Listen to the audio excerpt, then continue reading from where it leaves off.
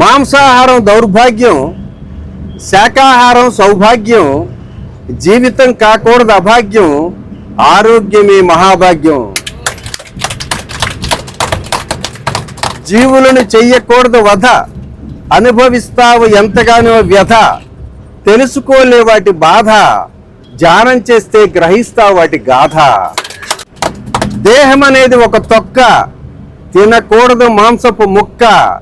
శ్వాస మీద ధ్యాసయే మనకు లెక్క, ఇది శక్తిని ప్రసాదించే కల్ప వృక్షపు మొక్క.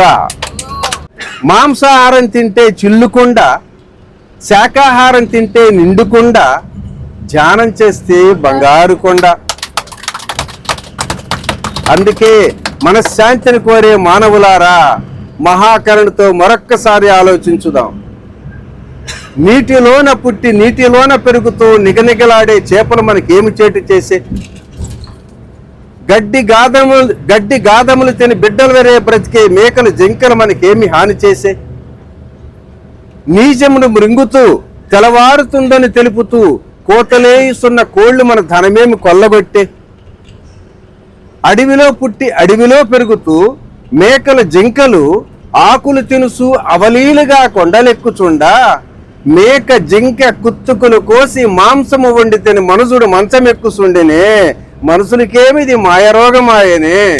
మనశ్శాంతిని కోరే మానవులారా, మహాకరుణతో మరొక్కసారి ఆలోచించుదాం.